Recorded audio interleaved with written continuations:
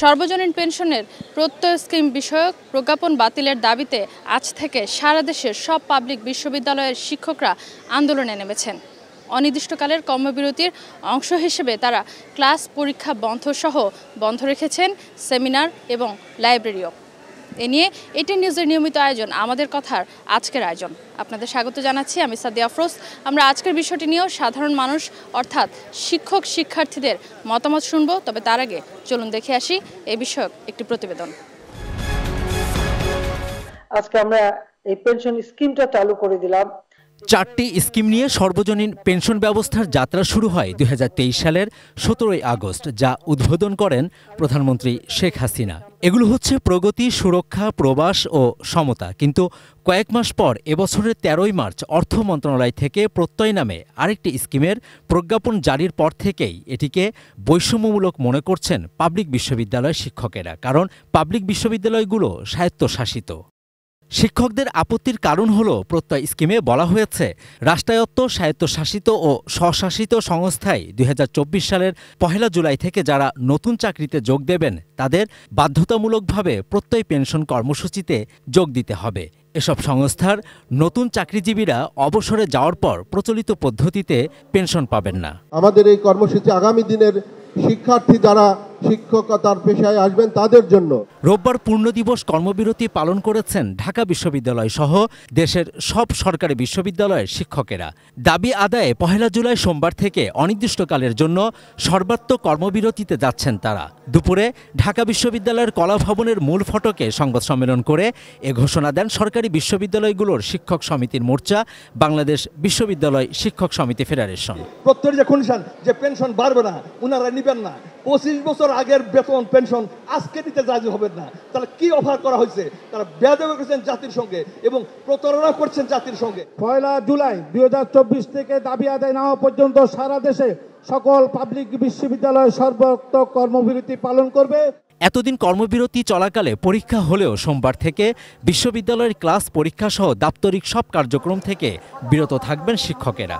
ঢাকা বিশ্ববিদ্যালয় সহ সকল বিশ্ববিদ্যালয় সকল বিভাগের সকল ক্লাস বন্ধ থাকবে, সকল পরীক্ষা বর্জন করা হবে। একই দিন ঢাকা বিশ্ববিদ্যালয়ের কর্মকর্তা কর্মচারী ঐক্য পরিষদ পূর্ণ দিবস কর্মবিরতি পালন করেছে। সকালে বিশ্ববিদ্যালয়ের অপরাজেয় বাংলার পাদদেশে তারা প্রতিবাদ সমাবেশও করে। ঢাকা বিশ্ববিদ্যালয়ের শিক্ষকদের পাশাপাশি কর্মকর্তা কর্মচারীরাও কর্মবিরতিতে যাওয়ায় অচল হয়ে পড়েছে ঢাকা বিশ্ববিদ্যালয়। Javed Akhtar, ATN news, Dhaka. এতক্ষণ প্রতিবেদনটি দেখলেন, এবার চলুন দেখে আসি কি বলছেন শিক্ষক এবং শিক্ষার্থীরা। আমাদেরকে যে প্রত্যয় স্কিমের অন্তর্ভুক্ত করা হচ্ছে, এই প্রত্যয় স্কিমের অন্তর্ভুক্ত হলে আমাদের এখানে আমরা যারা কর্মকর্তা আমাদের হচ্ছে একটা নির্দিষ্ট বেতনের উপর নির্ভর করে চলতে হয়। আলটিমেট আমাদের সর্বশেষ যে অর্থটা পাই এটাই বলতে গেলে আমাদের সারা জীবনের পুঁজি। তো যদি এটা আমরা বন্ধ হয়ে যায় সেক্ষেত্রে দেখা যাবে যে আমাদের এই প্রতিষ্ঠানগুলোতে যে মেধাবীরা যে আসবে তারা সততার সাথে নিষ্ঠার সাথে বিশ্ববিদ্যালয়ে কাজ করবে, এই ধরনের তাদের মুভমেন্ট তখন থাকবে না, তারা এই ধরনের কাজে তারা আগ্রহী হবে না। আমাদের দাবি ছিল স্বতন্ত্র বেতন কাঠামো। এখানে আমাদের একটা মরার উপরে খরার ঘাট। যেমন আমাদের স্বতন্ত্র বেতন কাঠামো তো হয়ই নাই, বরঞ্চ আমাদেরকে প্রজ্ঞাপন জারি করে পেনশন থেকে বঞ্চিত করা হলো। আমাদের প্রশ্ন হলো যে আমরা যারা পাবলিক বিশ্ববিদ্যালয়ে চাকরি করি আমরা আমাদের সিদ্ধান্ত নেব, সেখানে প্রজ্ঞাপন জারি করে সরকার আমাদের উপরে সিদ্ধান্ত চাপিয়ে দিতে পারে না। সার্বজনীন পেনশন চালু হয় তাহলে যেটা সৃষ্টি হবে সেটা হচ্ছে যে আমাদের এই প্রভিডেন্ট ফান্ড আছে, বেনাফল ফান্ড আছে, এই ধরনের এগুলো তো কিছুই থাকবে না। আমরা তো এই সুবিধাগুলো পাচ্ছি।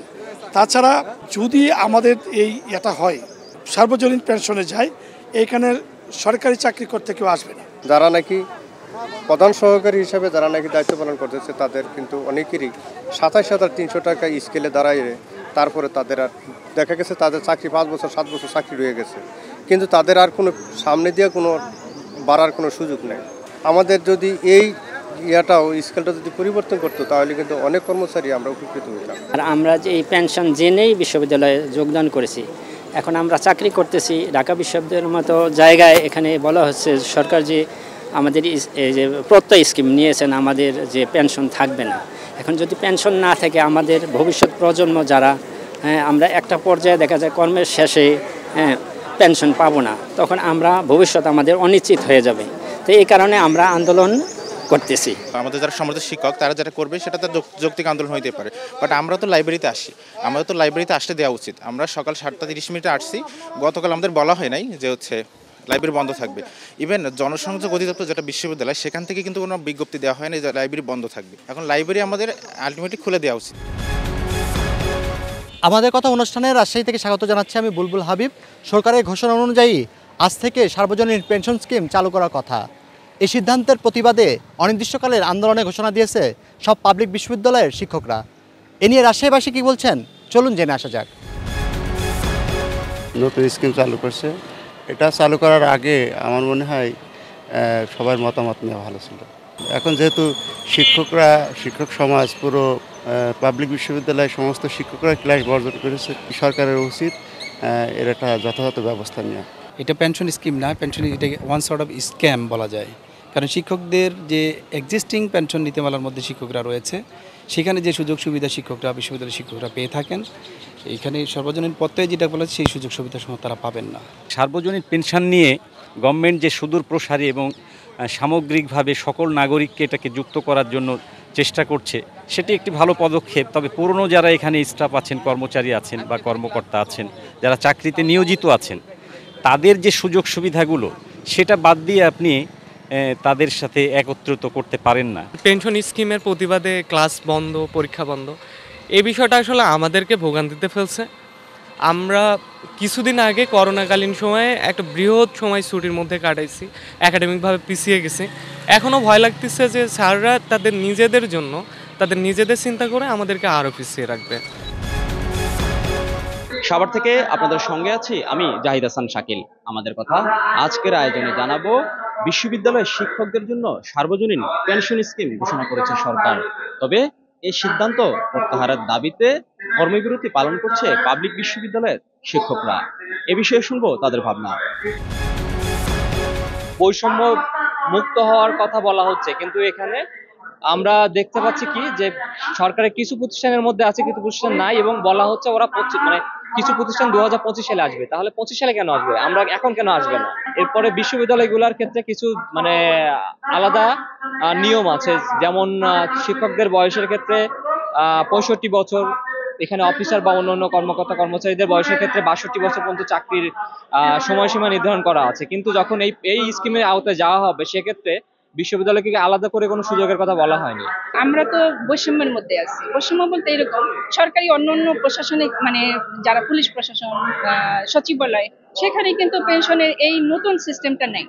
তাদেরকে পূর্ণটাই আগেরটাই বহাল রেখেছে, কিন্তু আমাদের ক্ষেত্রে নতুন করে সর্বজনীন পেনশনের আওতায় ভুক্ত করা হয়েছে, যার প্রতিবাদে আজকে আমরা পাবলিক বিশ্ববিদ্যালয় অফিসার্স ফেডারেশনের সবাই মিলে আমরা এই আন্দোলনে আসছি। সরকারি চাকরিতে যে সিকিউরিটিটা থাকে, যেটার জন্য আসলে আমাদের সবারই আগ্রহ সরকারি চাকরির জন্য, সেটা হলো নিজের পরে পারিবারিক একটা বড় একটা সিকিউরিটি থাকে।